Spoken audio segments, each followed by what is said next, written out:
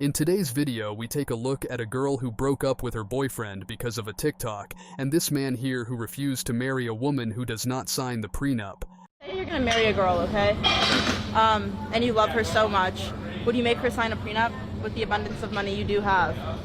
Yeah, of course. You would make her sign a prenup? Yeah, why not? Because if she was like, she's not comfortable with that, then it's like... But she might get offended by that. Well, if she's offended by that, then she's not the one, right?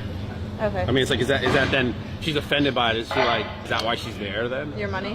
What if she also made a lot of money? Like, maybe more than what you make? Well, the laws, specifically in California, are really not in favor of men, so... Oh, okay. Yeah, so it's like a woman you could break up, they could take like half your shit, and she could do it and be like, peace. Okay. So you would make her sign a prenup? Yeah, of course. Let me tell you about a TikTok that I saw that made me end my relationship. And I know you're probably like, girl, you're crazy. Yeah, I probably am. I came across this TikTok video where a girl was talking about how she went on a date and a guy asked her like, hey, so how many guys am I in competition with? How many guys am I competing with? And her response was, you're competing with me. You need to make my life better than I already make it. And that's a mentality that I've never had before, which is so stupid of me because I grew up in a family where like being alone is the worst thing ever. So I was taught, you know, just choose the best man there is. Go out with a bunch of them, choose the best one. And that has not worked for me because I am constantly too focused on finding the best man to be by my side instead of me being my own best man. So this stupid girl broke up with her boyfriend because a random woman on TikTok convinced her that she needs to work on herself and should wait for a man who matches her standard, which essentially means that every time she treats herself better than her partner, she is going to leave him and move on to the next one. Like the guy is some fool in this case. And this is one of the reasons why men have stopped attending single events as shown in this clip here. Well, I have to cancel the singles event that I planned to be on my farm this weekend. Y'all know I'm an event planner and I have a fish farm, and I advertised a Fishing for Love event where singles could come here and fish and have dinner and meet each other in person, not on a dating app. And 5 women RSVP'd yes, and 1 man. And even the 1 man that did RSVP did it through one of the ladies. Now, I did all of my marketing specifically towards men because I knew that the women would RSVP. I promoted the event on 45 different Facebook groups, specifically about hunting, fishing, camping, country life, and all local to my area. I know that my post reached over 12,000 people specific to the age group, the gender, and the interests that I just described. And yet, no man RSVP'd. So let's talk about why men are not RSVPing and attending these singles meet and greets. So I read something that said that men are just more spontaneous, they just want to show up, but I don't think that's true because men have no problem buying their season tickets to a football game a year in advance, being on time for their fantasy football event, being at a 7 a.m. golf tee time. So the issue must be that they're just not interested in attending these singles meet and greets. I also read that men don't really like the pressure of meeting a woman in a formal dating experience, and they prefer meeting a woman naturally, like at a bar or a concert. But like, don't we all? Now remember, I chose an event that men love doing, and I get men here every day at my farm fishing. I chose a fishing event because as an event planner, I know that I have to always have something for men to be doing. Men don't enjoy just standing around talking like women do. So that's why I chose fishing as the predominant activity. And yet they still didn't want to come. So I would love to hear from you all as to why you think men don't attend singles events. Because all I hear is them on social media talking about how lonely they are and how they all want to meet a woman and how much they hate the apps. So what do you think? So you want to understand why men no longer attend singles event?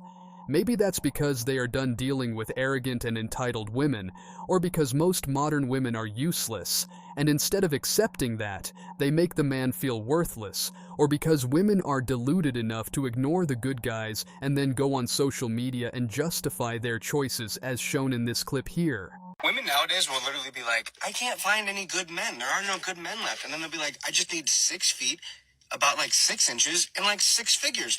Even if this video was just meant for fun, it's still another case of men acting like women have impossible standards so that they feel better about themselves when they don't meet them. And it bothers me because these guys are acting like women are looking down on men who they would consider less than perfect. But have you ever heard a woman talk about a bum who she's in love with? Because she'll make every excuse in the world for why that man is incredible and just misunderstood. So let's say, for example, that a man has no job.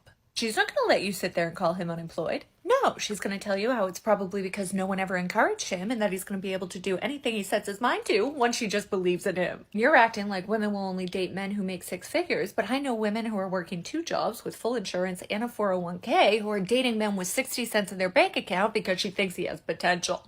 I don't know how you can act like women will only settle for rich men anyways when most families are living paycheck to paycheck and can't survive on one income, because I think that means they married for love. And don't even get me started on what's between the legs, because there are women in 30-year marriages who have never successfully had a no, and you're gonna act like women are out here throwing the whole man away because of his size? Because I don't think so. In fact, there are women out here faking O's so that the men in their lives don't feel inadequate, and yet you're gonna act like we're out here bringing measuring tapes to our coffee dates? And sure, when it comes to height, maybe some women do have a preference for men who can reach the top shelf or the cookie jar, but that's all subject to change. If he's a good man with good qualities, then she may just fall in love and try to convert the whole world talking about how we love a short king. Listen, the truth is that even you don't believe this nonsense, because if you really believed that women had impossible standards, then you wouldn't be telling them to pick better men at every opportunity. So when I see videos like this, I realize that they're usually not mad about what women want.